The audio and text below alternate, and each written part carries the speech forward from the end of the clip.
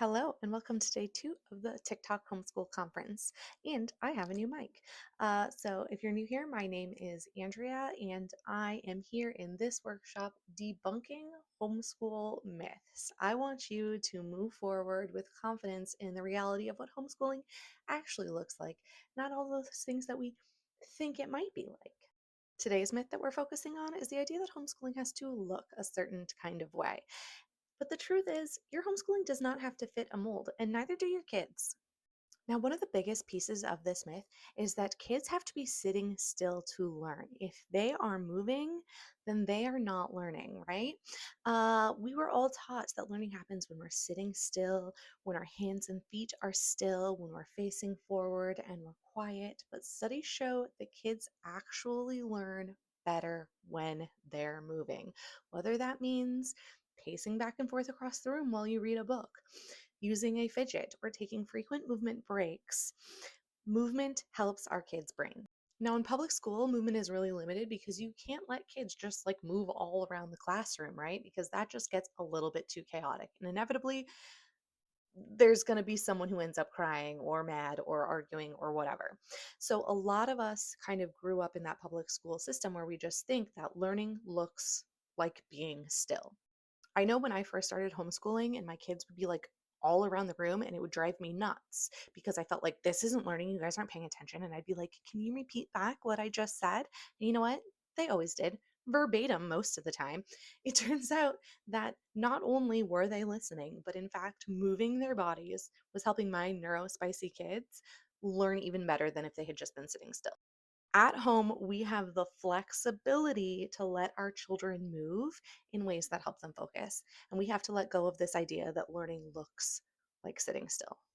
So don't be afraid to let your kid bounce on an indoor trampoline, on a yoga ball, let them take breaks to run around outside, or even do lessons while they're pacing around the room. As long as it's not disrupting any of your other kids from learning, they should be able to move freely. Now, this next myth about what homeschooling looks like is going to be sold to you online. We've all seen those homeschool mom influencers with the perfectly aesthetic house, the beautiful created homeschool spaces where everything looks perfect and the children are learning and they're it's super engaged in everything that's happening. But to be brutally honest, that's a lie. That's not the homeschooling reality. You're being sold an image. The reality of homeschooling is that it can be messy because kids are me are messy, okay? Um, they get books out, they get distracted, they complain, they ask for 50,000 snacks, and they leave crumbs in their wake. Do not let it discourage you if your homeschool space is not perfectly aesthetic and is not camera ready to be an influencer. Don't compare your day-to-day reality with someone else's highlight reel, okay? Many of those aesthetic homeschool setups are designed to be aspirational, not practical, and their reality is probably much different than what they're showing on camera. What really matters is not how your homeschool space looks, it's whether or not your kids are engaged and learning and enjoying the process.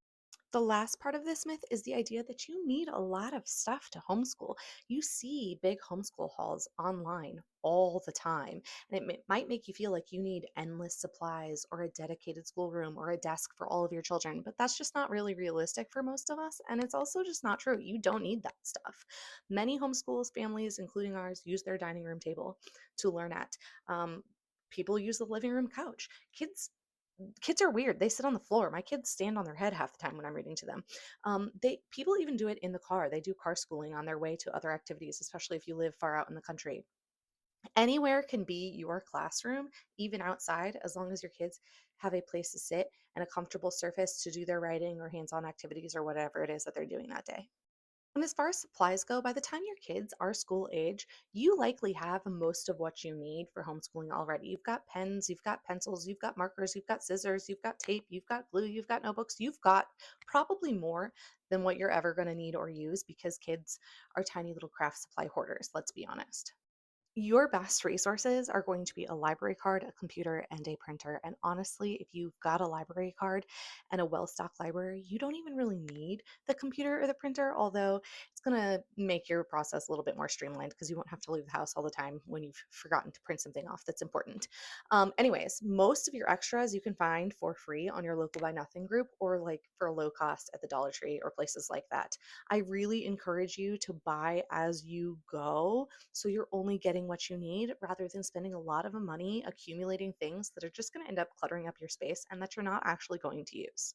At the end of the day, I just want to remind you that homeschooling does not have to fit a certain image, it just has to fit your family.